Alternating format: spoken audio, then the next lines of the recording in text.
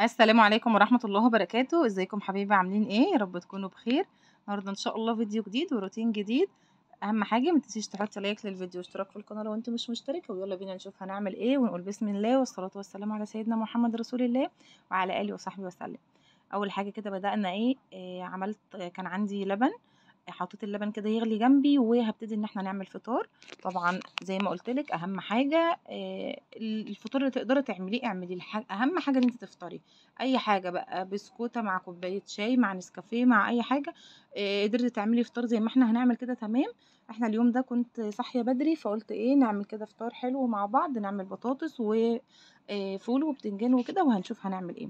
جبت البطاطس بتاعتي كده إيه قطعتها، هي بطاطساية واحدة كفاية لإن يعني فطار فمش مش هناكل كتير. فعملت من كل حاجة كده إيه حاجة بسيطة. جبت البطاطسية بتاعتي قطعتها كده ومعايا بتنجان برضه هاقليه، مش هاعمله بتوم ولا حاجة، هو هاقليه كده على طول مع البطاطس وبس. هاغسلهم بقى واحط عليهم رشة من الملح وبعدين هاقليهم على طول، وجنبي اللبن بتاعي هاسيبه إيه يغلي جنبي على النار. استغليت الفرصة بقى في اللبن إن أنا إيه، هاغليه وأنا باعمل حاجة. استغليت بقى الفرصة في إن أنا هاغلي اللبن وأنا باعمل إيه، حاجة على البوتاجاز ويبقى قدّام عيني ما يفورش منّي بقى وما اسيبهوش وانساه وكده، تمام. بس حطيت بقى عندي الزيت وحطيت البطاطس بتاعتي هاقليها، وهاعمل هاسيب برضه البطاطس واللبن بيغلوا كده جنبي هابتدي بقى إن أنا إيه، أشوف هاعمل إيه تاني. هاعمل كده حبّاية طماطم عندي، هنعمل زي سلطة كده بس أنا إيه، هاعملهم إيه، حلقات كده أو هاقطّعهم كده وهاقطّع معاهم كمان بصلاية وقرن فلفل وهاحط عليهم رشة من الملح ورشة من الفلفل وبس كده. كسلطة أو كطماطم كده جنب إيه، جنب الحاجة. تمام، قطّعنا البصلاية وهاقطّع كمان قرن فلفل، وكان عندي قتّة فبرضه هاقطّعها معاهم في طبق برضه لوحدها.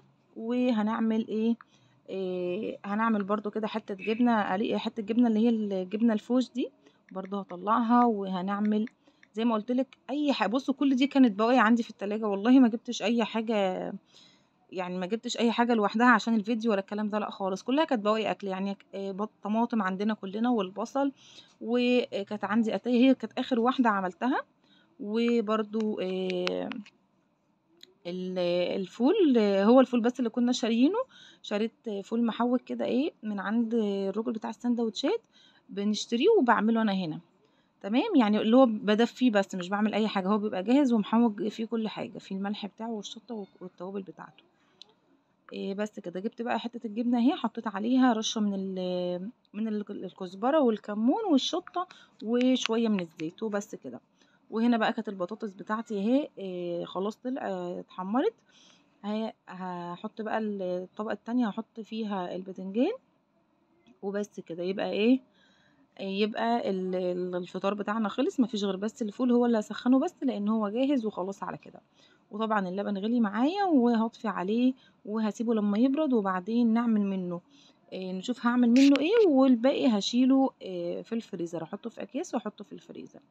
هنا كان الباذنجان بتاعي خلاص أهو برضه إيه، استوى. هاشيل الطاسة خالص ونحط بقى الفول بتاعنا زي ما قُلت لِك هو الفول أهو محوّج، هاحط عليه بس سِنّة مَيّة علشان يسخن وبس كده وهاطفي عليه. وكده الفطار بتاعنا جاهز أهو الحمد لله. طبعًا بُصّوا كل نِعَم ربنا حلوة، أي أكل حلو، وأي حاجة عندِك بُصّي ارضي بيها هتبقى زي العسل في بُقِّك، تمام. فطار بسيط أهو سهل وما فيش أي حاجة، كلّها يعني بطاطساية وبتنجانية وحتّة جبنة وطماطماية ومش عارف إيه، حاجات كلّها سهلة. هنعمل بقى إيه، قُلت أعمل كده شاي بلبن. بُصّوا أنا ولادي مش بيحبّوا اللبن لوحده، فقُلت هادخّل لهم اللبن في الشاي. عندي هم يعني بيحبّوا النسكافيه يشربوه معايا، فقُلت بدل النسكافيه نعمل شاي بلبن. حطّيت لهم كده إيه، سِنّة شاي بسيطة خالص وهاحط لهم عليها اللبن، تمام. بس كده عملنا بقى الشاي بلبن وطبعًا الفطار وفطرنا وتمام الحمد لله. نقوم بقى نشوف إيه اللي ورانا. هاعمل بقى شوية كده مواعين معايا في اللي هم من المواعين بتاعة الفطار اللي فطرنا بيها. وبعدين برضه نشوف هنعمل إيه، وهنعمل غدا تحفة النهارده، غدا كده حاجة إيه جميلة، الولاد بيحبوها وهتعجبكم إن شاء الله وطريقة سهلة جدًا. دخلت كده بقى إيه، هاغسل بقى الطبقين زي ما قُلت لكم بتوع الفطار. وهصبنهم بقى كده على طول وانا واقفه، علشان ما يبقاش فيه كركبه لما اجي اعمل الغدا. عشان لما اجي اعمل الغدا تبقى الدنيا رايقه عندي، البوتاجاز فاضي، الرخامه مش عليها حاجه، وكمان وكمان الحوض عندي فاضي. لان لما بيكون في كركبه حواليكي بتبقى بتزيد الكركبه تاني، الكركبه بتزيد وبتبقى الدنيا إيه مش لطيفه خالص. فقلت اعملهم كده وانا واقفه، مش هياخدوا معايا وقت خالص، هما وانا واقفه كده دقيقتين وخلاص واخلص منهم. وظبطت الرخامه وكمان الحوض، قصدي البوتاجاز، وبس وخلاص على كده. ونبتدي بقى نشوف ايه. كنت مشغله الغساله عندي، خدت دوره كده. إيه الغسالة الكبيرة يا بنات فيها مشكلة، فأنا كنت غسلت اليوم ده على الغسالة الصغيرة. تمام، هما كانوا الغيار بتاع الولاد يعني وكده، ما كانش حاجة كتيرة.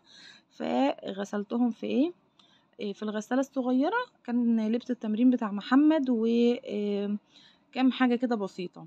غسلتهم بقى على الصغيرة وما نشفتهمش، الجو كان حر وهم هينشفوا. يعني الجو ما شاء الله انتوا شايفين الأيام دي حر جدا، فمش هيكملوا ساعة ولا حاجة، ومن الشمس دي هينشفوا على طول، ما جففتش يعني. تمام، خلصنا بقى كده الغسيل اهو نشرته، وهندخل بقى نشوف هنعمل غدا ايه. تمام كده. يلا بقى، لو لسه معايا لحد هنا ما تنسيش تحطي لي لايك للفيديو، وتقولي لي كده الكومنت بتاعك، وتشجعيني وتقولي لي رايك في الفيديوهات بتاعتنا والروتينات، وعشان نرجع بقى كده مع بعض في الفيديوهات بتاعتنا ونشتغل تاني ان شاء الله مع بعض.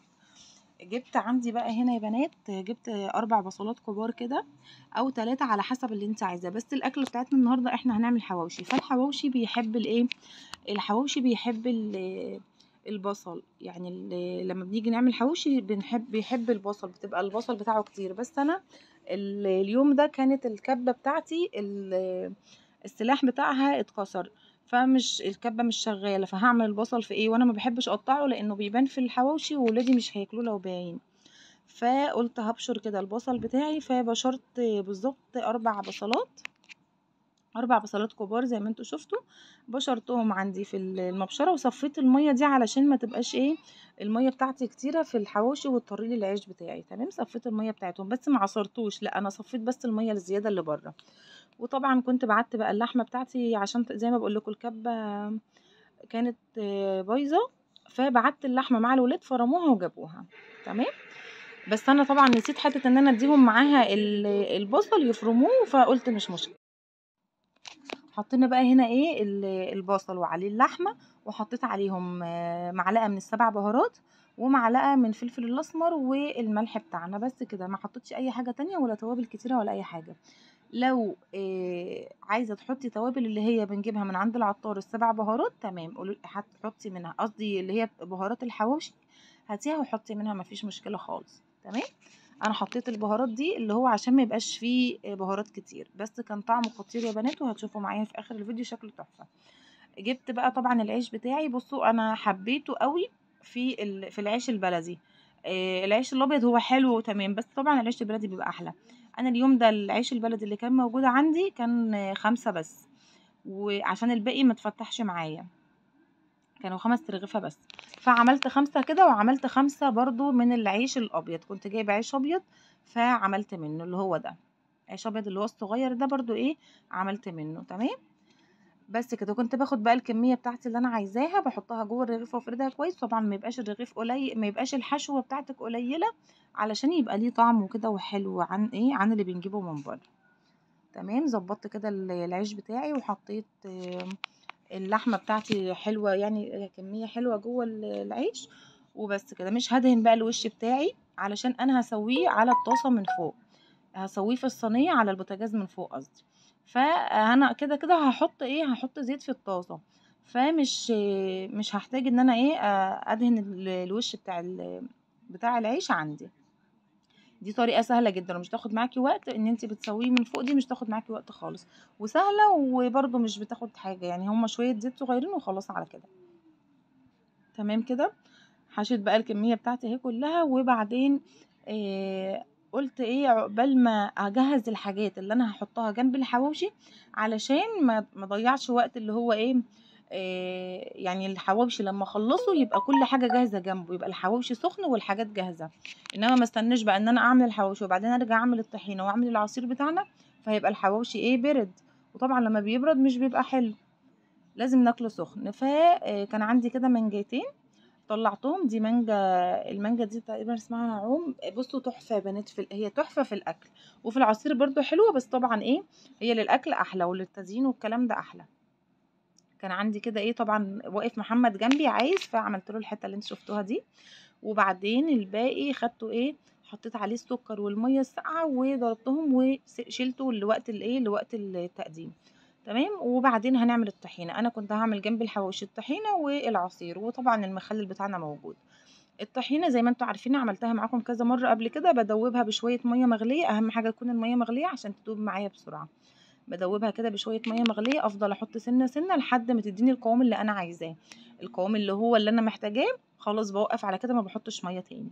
وبحط عليها بقى معلقه من معلقه من الثوم، ورشه كده من الملح بسيطه جدا عشان ما تحدقش منك، ورشه من الكزبره او الكمون بس.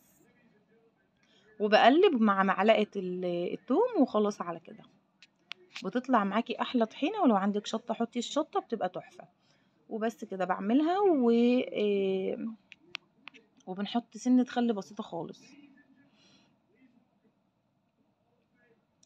تمام كده الطحينة خلاص جاهزة عندي اهي، ظبطتها ظبطت القوام بتاعي، ودقت كمان ال الملح بتاعها لقيته تمام. وبقول لكم هنا بقى حطوا لايك، طعمها خطير. حطينا بقى كده الطحينة بتاعتنا في الطبق بتاعنا اللي هنقدم فيه. وبس قلت بقى خلاص جهزت المانجا، وجهزت بتاع الطحينة. نروح بقى نعمل الحواوشي. تمام كده جبت بقى عندي الصينيه، حطيت فيها شويه زيت زي ما انتم شفتوا اهم، شويه حلوين. وهبتدي اعمل هحط بقى الرغيف بتاعي، هقلبه كده على الوش وعلى الجنب التاني، وبعدين اول ما ياخد معايا لون من الجنب ده هقلب على الناحيه التانية. بس كده مفيش اي مشكله خالص. العيش البلدي ما بياخدش معاكي زيت، مش هيشرب معاكي الزيت زي العيش الابيض. يعني العيش الابيض اللي انا هعمله في الاخر، لا ده شرب معايا الزيت، كنت كل ما احط شويه زيت كان بيشربه. انما العيش البلدي ما شاء الله كان بيقرمش وحلو جدا ومش بيشرب معايا في الزيت خالص. شايفين اللون يا بنات تحفه. وكان بقى تخلي بالك تبقى النار ولا عاليه ولا واطيه، خلي النار وسط. طالما الزيت معاكي سخن خلي النار وسط عشان اللحمه بتاعتك من جوه تستوي، ما تبقاش طالعه نيه. تمام كده اهو. نفس الكلام برضو من على الجنب ده والجنب ده لحد ما يستوي كده ويديني لون حلو، وبطلعه.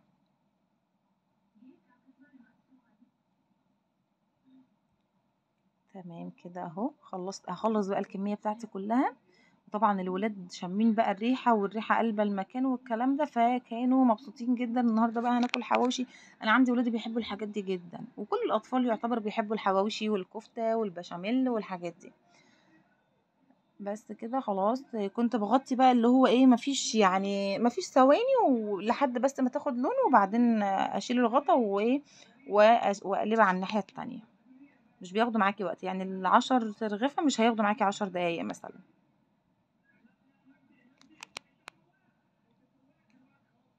تمام كده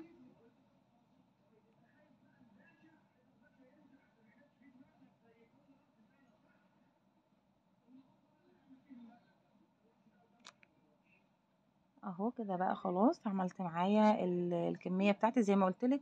لو هتخيريني بين ان انا اعمله في العيش البلدي ولا العيش الابيض، لا العيش البلدي افضل بكتير. البلدي طعمه حلو ومقرمش ومش بيشرب معاكي زيت، انما الابيض بيشرب في الزيت شويه، يعني كنت كل ما احط شويه زيت بيشفطهم. فعندك البلدي افضل بكتير. تمام كده.